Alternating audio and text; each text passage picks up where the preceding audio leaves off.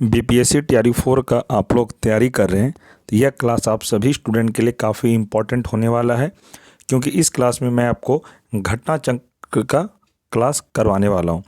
इस बुक में हम लोग आधुनिक भारत का इतिहास शुरू करेंगे और यह चैप्टर वाइज आपका क्लास होने वाला है। बीपीएससी द्वारा जितने भी एग्ज़ाम अभी तक बिहार में कंडक्ट कराया गया है, सभी एग्ज़ाम का निचोड़ आपको दिया जाएगा। कौन सा प्रश्न कौन से एग्ज़ाम में पूछा गया था, सारे को डिटेल के साथ हम लोग पढ़ेंगे। डेली एक चैप्टर हम लोग कंप्लीट करेंगे और यह क्लास आपके टीआरई 4 के लिए काफ़ी इम्पॉर्टेंट होगा। पीआरटी में आप लोगों ने देखा होगा लगभग 18 से 20 प्रश्न पूछा जाता है। 6 to 8 में भी जिसका हिस्ट्री ऑनर्स है उनको तो आधुनिक भारत इतिहास पढ़ना ही है।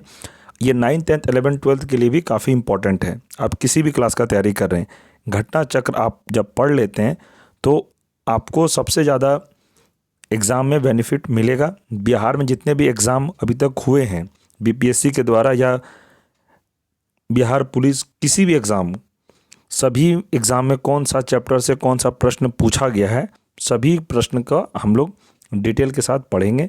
तो आप लोग वीडियो के अंत तक जरूर बने रहें और अगर चैनल पर कोई नए हैं चैनल को ज़रूर सब्सक्राइब कर दें और वीडियो को लाइक आप लोग अवश्य करें। आप लोगों के लिए काफ़ी ये हेल्पफुल वीडियो होने वाला है, तो वीडियो के अंत तक जरूर बने रहें। तो चलिए शुरू करते हैं। चैप्टर का नाम है मुगल साम्राज्य का पतन और स्वायत्त राज्यों का उदय। तो मुगल साम्राज्य का पतन कैसे हुआ और स्वायत्त राज्यों का उदय कैसे हुआ, इसी को हम लोग पढ़ेंगे। ठीक है, तो पहला प्रश्न है, पलासी युद्ध के पश्चात किसको बिहार प्रांत का उप दीवान नियुक्त किया गया था? पलासी युद्ध के पश्चात किसको बिहार प्रांत का उप दीवान नियुक्त किया गया था? तो इसका राइट आंसर है राजा सीताब राय को नियुक्त किया गया था। हम लोग इसका सॉल्यूशन को भी पढ़ेंगे ताकि आप किसी भी प्रश्न का जब सॉल्यूशन पढ़ेंगे तो एक प्रश्न से आपको 2 से 3 प्रश्न क्लियर हो जाएगा। जैसे है, पलासी का युद्ध जून 1757 में अंग्रेज व बंगाल के नवाब के बीच लड़ा गया था। यहाँ से भी आपका 2 प्रश्न बन गया।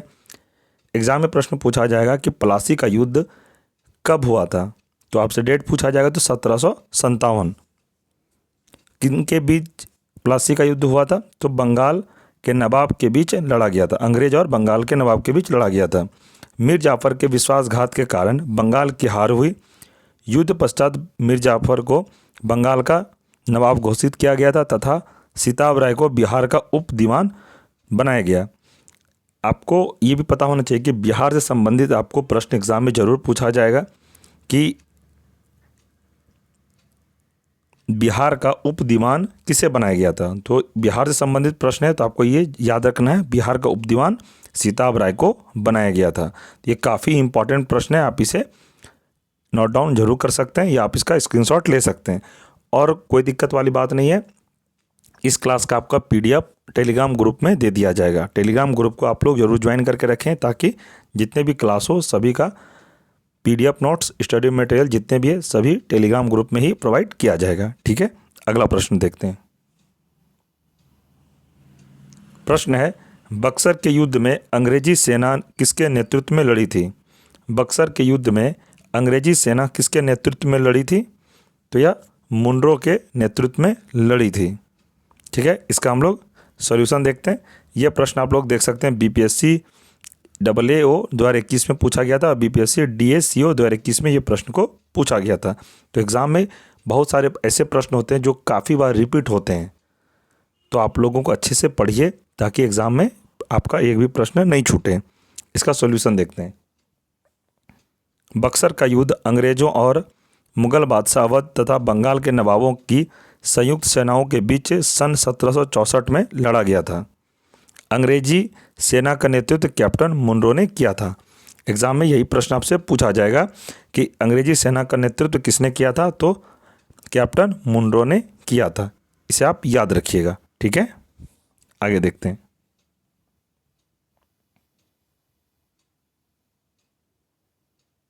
जितने भी प्रश्न मैं करवा रहा हूँ फ्रेंड्स, काफ़ी इंपॉर्टेंट है टीआरई 4 के लिए। और अगर बीपीएससी से संबंधित कोई भी एग्ज़ाम का तैयारी कर रहे हैं तो आपके लिए काफ़ी इंपॉर्टेंट है। बिहार में कोई भी एग्ज़ाम आप देने वाले हैं उनके लिए भी ये काफ़ी हेल्पफुल वीडियो होगा। ठीक है, प्रश्न है, बंगाल में एक नए भू अभिजात वर्ग की स्थापना किसने की थी? बंगाल में एक नए भू अभिजात वर्ग की स्थापना किसने की थी? तो यह स्थापना मुर्शिद कुली खान ने की थी। ठीक है, देख सकते हैं ये प्रश्न बीपीएससी ऑडिटर प्री 2021 में पूछा गया प्रश्न है। इसका हम लोग सॉल्यूशन पढ़ते हैं। बंगाल में एक नए भू अभिजात वर्ग की स्थापना मुर्शिद कुली खान द्वारा की गई। मुर्शिद कुली खान ने बंगाल में इजारेदारी प्रणाली की शुरुआत की। इनके द्वारा राजस्व कृषि प्रणाली में किए गए सुधारों से किसानों पर आर्थिक दबाव बढ़ा। इन्होंने अपने सुधारों के तहत पुराने जमींदारों से भी कठोरतापूर्वक राजस्व वसूल किया गया, जिसके कारण बहुत से जमींदारों को बड़े जमींदारों, महाजनों तथा साहूकारों से उधार लेना पड़ता था। इजारेदारी प्रणाली के तहत किसानों को भी ऋण साहूकारों से लेना पड़ता था। इस समय तक राज्य और धनी महाजनों तथा वणिकजनों के बीच संबंध उभरने लगे थे। इस प्रकार धनी महाजनों, साहूकारों तथा वणिकजनों की स्थापना बंगाल में एक नवीन भू अभिजात वर्ग के रूप में हुआ। तो आप इसे याद रखिएगा। आगे प्रश्न है, सबसे पहले कौन सी घटना हुई? सबसे पहले कौन सी घटना हुई? नादिर शाह का आक्रमण, प्लासी का युद्ध, पानीपत का तृतीय युद्ध, बक्सर का युद्ध। बताइए इसका सही आंसर क्या होगा? जितने भी स्टूडेंट को यह प्रश्न का आंसर पता है आप लोग कमेंट सेक्शन में जरूर बताएं, सबसे पहले कौन सी घटना हुई। तो इसमें से सबसे पहले कौन सी घटना हुई थी? नादिर शाह का आक्रमण। ऑप्शन ए इसका राइट आंसर होगा। चलिए इसका हम लोग सॉल्यूशन देखते हैं।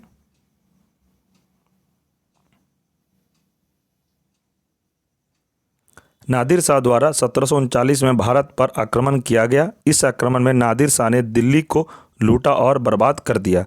शाहजहां द्वारा बनवाया गया मयूर सिंहासन भी अपने पथ ले गया। इसे आप ध्यान रखिएगा। आगे है, प्लासी का युद्ध 23 जून 1757 ईस्वी को बंगाल के नवाब सिराजुद्दौला और रॉबर्ट क्लाइव के नेतृत्व वाली ईस्ट इंडिया कंपनी की सेना के मध्य हुआ था। यह भी काफ़ी इंपॉर्टेंट लाइन है, इसको आप याद रखिएगा। आगे है, पानीपत का तृतीय युद्ध 14 जनवरी 1761 को हुआ। बक्सर का युद्ध 22 अक्टूबर 1764 ईस्वी को। एग्जाम में ये भी प्रश्न पूछा जाएगा कि बक्सर का युद्ध कब हुआ था, तो 22 अक्टूबर 1764 आपको याद रखना है। अतः उपरोक्त विवरण से स्पष्ट है कि नादिर शाह का आक्रमण की गई घटना अन्य घटनाओं से पहले घटित घटना थी, अतः विकल्प ए सही है। तो इसे आप याद रखिएगा।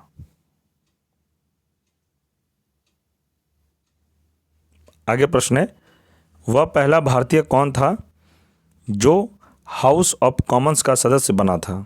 वह पहला भारतीय कौन था जो हाउस ऑफ कॉमन्स का सदस्य बना था? तो इसमें राइट आंसर हो जाएगा दादा भाई नौरोजी। ये काफ़ी इंपॉर्टेंट प्रश्न है, आप इसको लिख सकते हैं। यह प्रश्न बीपीएससी डीएससीओ 2021 में पूछा गया है और ये प्रश्न टीआरई 4 में आपका जरूर पूछा जाएगा, क्योंकि दादा भाई नौरोजी से संबंधित अभी तक जितने भी टीआरई 3 तक एग्ज़ाम हुए हैं सभी में दादा भाई नौरोजी से काफ़ी बार प्रश्न 2 से 3 प्रश्न एग्जाम में पूछा जाता है।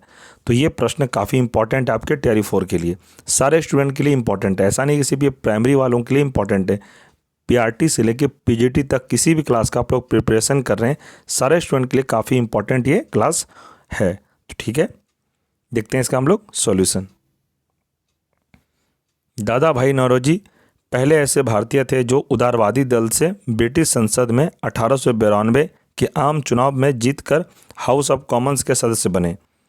तो इसे आप याद रखिएगा। ठीक है, 1892 आपको ईस्वी भी पूछ सकता है एग्जाम में। ठीक है, और यहाँ पे एक प्रश्न और बनता है कि दादा भाई नौरोजी कौन से दल से थे? उदारवादी दल से थे। ब्रिटिश संसद में 1892 के आम चुनाव में जीतकर हाउस ऑफ कॉमन्स के सदस्य बने। ठीक है, नेक्स्ट देखते हैं। आगे है, किसकी सहायता से हैदर अली ने 1755 में डिंडीगुल के एक आधुनिक शस्त्रागार की स्थापना की थी? तो इसका राइट आंसर हो जाएगा फ्रेंच विशेषज्ञ। ये प्रश्न आप देख सकते हैं 65वां बीपीएससी प्री री एग्ज़ाम 2019 को यह प्रश्न को पूछा गया था। ठीक है, काफ़ी इंपॉर्टेंट प्रश्न है। हम लोग इसका सॉल्यूशन पढ़ते हैं। हैदर अली दक्षिण भारतीय मैसूर राज्य के सुल्तान थे। हैदर अली के बचपन का नाम हैदर नाइक था। इन्होंने 1755 ईस्वी में डिंडीगुल में एक आधुनिक शस्त्रागार फ्रेंच विशेषज्ञ की सहायता से स्थापित किया था। तो आप इसे डबल स्टार लगा सकते हैं। ठीक है, नेक्स्ट देखते हैं। आगे प्रश्न है, जंतर मंतर का निर्माण किया था। जंतर मंतर का निर्माण किसने किया था? ऑप्शन डी महाराजा जयसिंह ने किया था। यह प्रश्न 38वां बीपीएससी प्री 1992 को पूछा गया था। ठीक है, इसका हम लोग सॉल्यूशन पढ़ते हैं। जंतर मंतर का निर्माण जयपुर के राजा सवाई जयसिंह ने कराया था। इन्होंने 5 वेधशालाओं का भी निर्माण करवाया जो दिल्ली, बनारस, जयपुर, उज्जैन तथा मथुरा में स्थित थी। इन्होंने अश्वमेध यज्ञ भी किया था। ठीक है, इन्होंने ही अश्वमेध यज्ञ किया था। ठीक है, याद रखिएगा। तो फ्रेंड्स, हमारा एक चैप्टर आज का कंप्लीट हो गया। आगे कल के क्लास में हम लोग दूसरा चैप्टर पढ़ेंगे। मैं आपको थोड़ा सा इसका डेमो दिखा देता हूँ। दूसरा चैप्टर आपका कौन सा होने वाला है? यूरोपीय वाणिज्यिक कंपनियों का भारत आगमन, यानी यूरोपीय कंपनी का आगमन हम लोग दूसरा चैप्टर पढ़ेंगे। देख सकते हैं ऐसा ही आपका प्रश्न होने वाला है। मैं बस आपको यह डेमो दिखा दिया कि कल के क्लास में आपका कौन सा चैप्टर होने वाला है। देख सकते हैं, इसको भी हम लोग फुल्ली डिटेल के साथ पढ़ेंगे। तो आप लोग कल के क्लास में इसी टाइम पर हम लोग डेली क्लास करेंगे। ठीक है, और जितने भी TRE-4 का प्रिपरेशन कर रहे हैं या बिहार से संबंधित कोई भी तैयारी कर रहे हैं तो आप इस चैनल से ज़रूर जुड़ कर करें। इस क्लास में एग्ज़ाम्स के ध्यान में रखते हुए सारा ऑथेंटिक क्लास करवाया जाएगा जो इम्पॉर्टेंट है और एग्ज़ाम में कई बार पूछा गया है। ठीक है, ये क्लास आप अपने दोस्तों में भी ज़्यादा से ज़्यादा शेयर करें जो TRE-4 का प्रिपरेशन कर रहे हैं। और फ्रेंड्स, आप लोगों के लिए एक ज़रूरी बात, जो भी स्टूडेंट किसी भी तरह कोई डाउट हो तो आप कमेंट में अपना प्रश्न को लिखिए। मैं आपके हर कमेंट का ज़रूर जवाब दूंगा, या नहीं तो आप हमें टेलीग्राम पर भी डायरेक्ट मैसेज कर सकते हैं।